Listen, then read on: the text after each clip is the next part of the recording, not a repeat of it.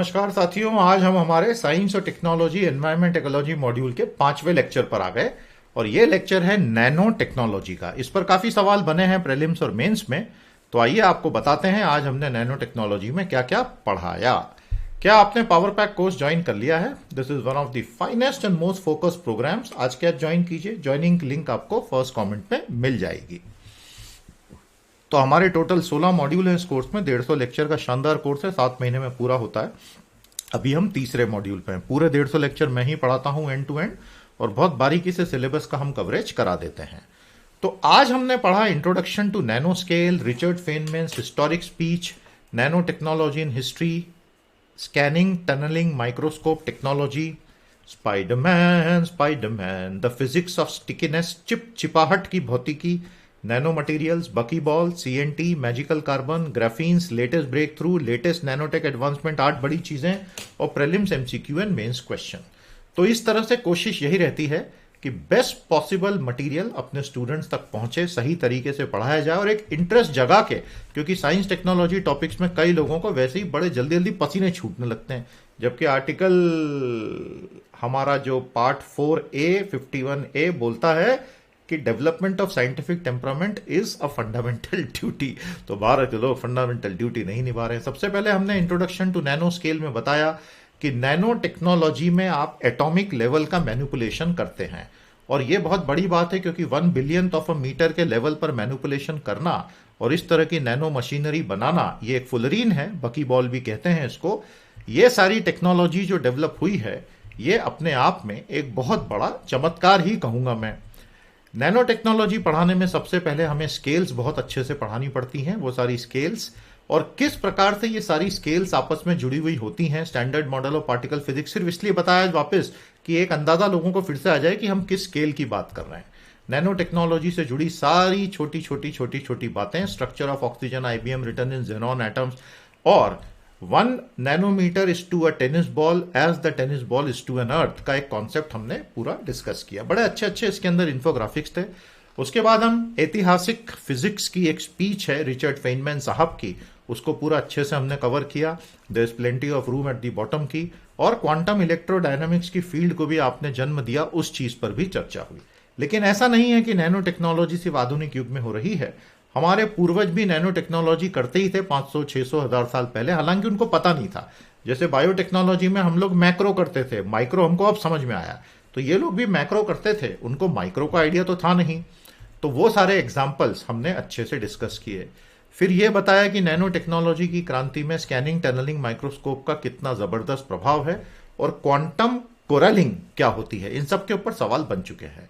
Spiderman, क्या आपने कभी शांति से ये सोचा है कि ये जो गेकोज होती हैं, छिपकलियां होती हैं, 100 ग्राम, 150 ग्राम, 200 ग्राम, 250 ग्राम तक का वजन होता है, और मजे में पट पट पट पट पट पट छत पर उल्टी चल के निकल जाती हैं। तो क्या जादू है उनके पावों में? और उस चीज को हमने आज बहुत बारीकी से समझा। The dry adhesive magic created by the nano technology via natural evolution in the toe pads of the geckos, जिसपे विज्ञान बहुत रिसर्च कर रहा है। तो स्पाइडरमैन में हमने पूरा इसी चीज को समझा कि ये नेचुरल एवोल्यूशन के थ्रू कैसे गेकोस के पांव में ये इस तरह के स्पेचुले क्रिएट हुए, और बायोमिमेटिज्म का पूरा कॉन्सेप्ट विज्ञान को धीरे धीरे समझ में आने लगा, और किस प्रकार से फिर इस चीज को समझा गया हमारे प्यारे प्यारे मित्रों का। और बेसिकली वैंडर वाल फोर्सेस का ये सारा का सारा कमाल है। तो फिजिक्स ऑफ स्टिकीनेस हमने अच्छे से समझाया कि किस प्रकार सरफेस टू वॉल्यूम रेशियो जैसे ही बढ़ता है तो पूरे मटेरियल की प्रॉपर्टी चेंज हो जाती है। नैनो टेक्नोलॉजी का सबसे बेसिक ही यही है, सरफेस टू वॉल्यूम रेशियो बढ़ाओ, उसकी पूरी प्रॉपर्टीज चेंज कराओ, वैंडर वाल फोर्सेस को एक्टिवेट कराओ, और उस लेवल पर जाकर क्वांटम मैकेनिक्स एक्टिवेट हो जाता है नैनो लेवल पर। जो हमारे स्थूल पिंडों में जो मैक्रो ऑब्जेक्ट्स होते हैं, उनमें आपको न्यूटोनियन मैकेनिक्स दिखेगा, जो हमने पिछली क्लासेस में पढ़ा था।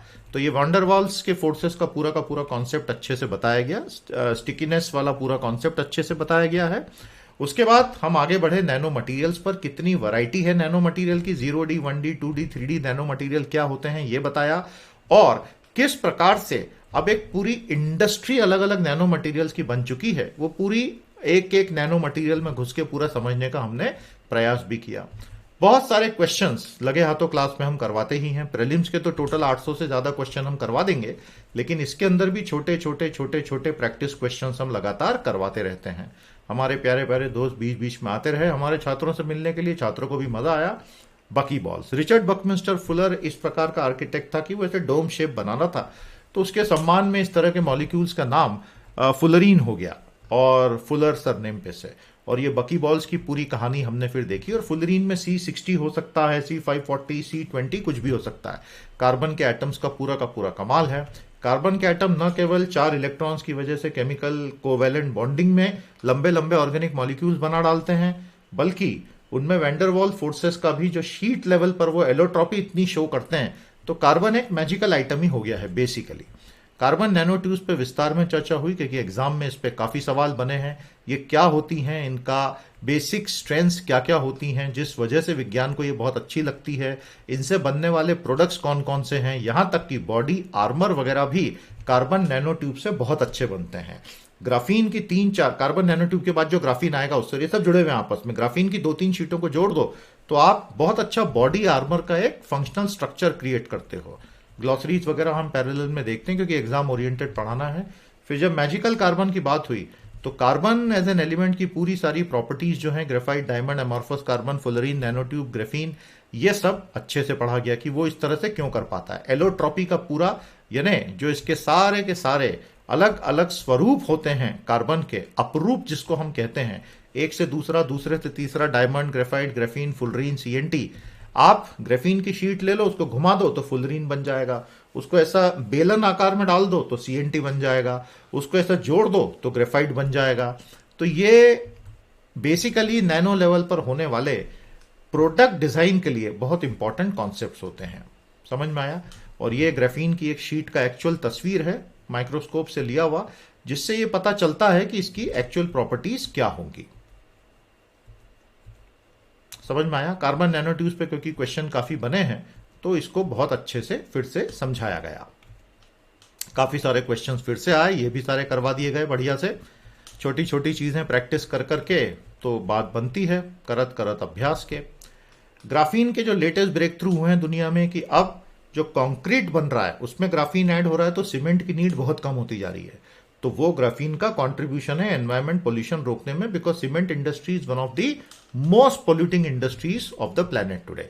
तो इसके ऊपर हमने एक बहुत डिटेल्ड एनालिसिस यहां पर दिया कि क्या होता है ग्राफीन की लेटेस्ट। उसके बाद जो आज का हमारा बहुत ही प्यारा एक चैप्टर था, लेटेस्ट नैनोटेक एडवांसमेंट्स।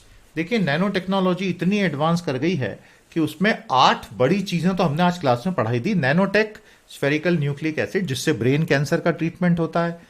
बायोमिमेटिक्स, जो बायोलॉजी में, नेचर में ऑब्जेक्ट्स अवेलेबल हैं, अब जैसे एक पक्षी उड़ रहा है, अब हम क्या वैसी मशीन बना सकते हैं?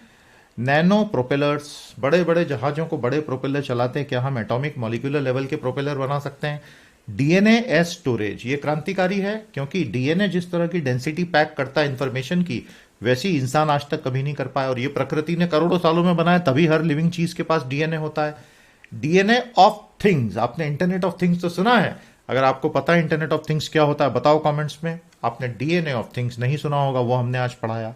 स्मॉलेस्ट स्नोमैन, नैनो टेक्नोलॉजी की मदद से आर्टिफैक्ट्स बनाना, रीप्रिंटेबल पेपर, और रिमूविंग CO2 में नैनो टेक्नोलॉजी का क्या रोल है।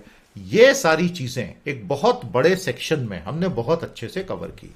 तो जैसा आप देखेंगे कि काफी लंबा चौड़ा ये सेक्शन रहा, बहुत बारीकी से एक एक इसका हमने एप्लीकेशन समझाया कि ये क्या हो रहा है। बेसिक बात यह है कि जिस स्पीड से नैनो टेक्नोलॉजी आगे बढ़ रही है, जो मैंने आपको पिछले लेक्चर में बताया था कि biotechnology plus information technology plus nano technology together will create a massive revolution, वो समय अब आ चुका है और वो रेवोल्यूशन हो रही है, and we are actually living through that revolution. और ये हमारे सामने, हमारी जिंदगी में as a user, as a consumer हम यूज कर रहे हैं, हमें पता भी नहीं है कि इसमें कौन कौन सी नैनोटेक लगी है, लेकिन एग्जाम के हिसाब से हम पढ़ते हैं तो थोड़ा सा मन खुश हो जाता है कि विज्ञान ने कितना कुछ किया है, बिगाड़ा भी है और अब सुधारने में भी लगा हुआ है। इसके बाद हमने प्रीलिम्स के बहुत सारे क्वेश्चन कराए, क्वेश्चन 154, 155, ये हमारी रनिंग सीरीज अलग ही चल रही है। फिर उसके बाद क्वेश्चन 156, 157, इसमें से ज्यादातर प्योरली नैनो टेक्नोलॉजी ओरिएंटेड ही क्वेश्चंस थे। तो ऐसा कर करके स्टूडेंट्स को प्रैक्टिस करा करा के तैयार करा रहे हैं। पावर पैक कोर्स का यही लक्ष्य है कि यूपीएससी की सारी बेसिक पढ़ाई आप बहुत शानदार तरीके से हमारे साथ कर सकें। तो अगर आपने अभी तक ज्वाइन नहीं किया है, आज के आज ज्वाइन करो। कोर्स ज्वाइनिंग के लिंक हमने नीचे दी है। स्वागत है आपका। इसके साथ हमारा लेक्चर 5 भी कंप्लीट हुआ।